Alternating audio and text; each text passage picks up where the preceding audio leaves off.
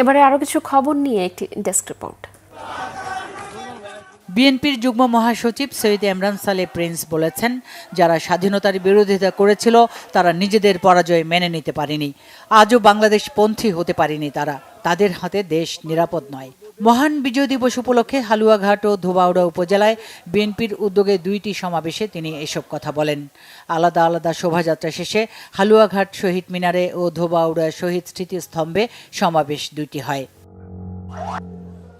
মহান বিজয় দিবস উপলক্ষে আলমানার হাসপাতাল লিমিটেড ও আলমানার ইন্টারন্যাশনাল ওয়েলফেয়ার ফাউন্ডেশনের উদ্যোগে লালমাটিয়া খেলার মাঠ এবং আলমানার নার্সিং কলেজে আলাদাভাবে 2টি ফ্রি মেডিকেল ক্যাম্প হয়েছে।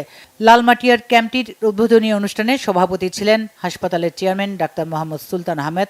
বক্তব্য রাখেন ভাইস চেয়ারম্যান সরোয়ার জাহান চৌধুরী, আলমানার হাসপাতালের ব্যবস্থাপনা পরিচালক প্রফেসর ডক্টর আবু খলদুন আল মাহমুদ সহ হাসপাতালের কর্মকর্তারা। ক্যাম্পগুলোতে প্রায় 1000 রোগীকে বিনামূল্যে চিকিৎসা সেবা দেওয়া হয়। মুক্তিযুদ্ধের চেতনা নতুন প্রজন্মের মাঝে ছড়িয়ে দেওয়ার আহ্বান জানিয়েছেন ঢাকা 11 আসনে বিএনপি মনোনীত প্রার্থী ডক্টর এম এ কাইয়ুম। বিজয় দিবসে বাড্ডা থানার স্বেচ্ছাসেবক দলের উদ্যোগে শিশুদের চিত্রাঙ্কন প্রতিযোগিতার উদ্বোধন করে তিনি এই আহ্বান জানান।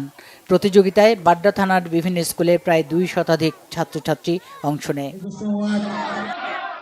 মহান বিজয় দিবস উপলক্ষে নরসিংদীর শিবপুরে বিএনপির সাবেক মহাসচিব আব্দুল মান্নান ভূঁইয়া পরিষদের উদ্যোগে বিজয় র্যালির আয়োজন করা হয়।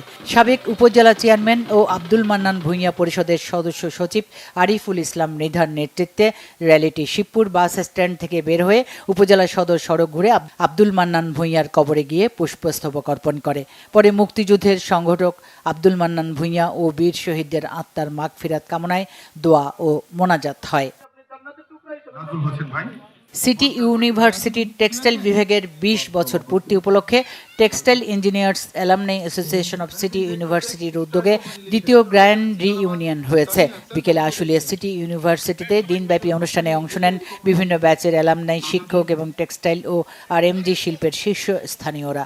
অনুষ্ঠানে প্রধান অতিথি ছিলেন সিটি ইউনিভার্সিটির ভাইস চ্যান্সেলর অবসরপ্রাপ্ত ব্রিগেডিয়ার জেনারেল অধ্যাপক মোহাম্মদ লুৎফর রহমান। ঢাকা ও চট্টগ্রাম শহরে মহান বিজয় দিবস উদযাপন করেছে ব্যাংকার্স ওয়েলফেয়ার অ্যাসোসিয়েশন বাংলাদেশ। 2টি অনুষ্ঠানেই সংগঠনের সদস্যদের সন্তানরা চিত্রাঙ্কনে অংশ নেয়। পরে বিজয়ীদের মাঝে পুরস্কার বিতরণ করা হয়। বিডব্লিউএবি এর প্রেসিডেন্ট মিউচুয়াল ট্রাস্ট ব্যাংকের সাবেক MD and CO Kazi Mohammad Shafiqur Rahman সংগঠনের বিগত 9 বছরের কার্যক্রম তুলে ধরেন।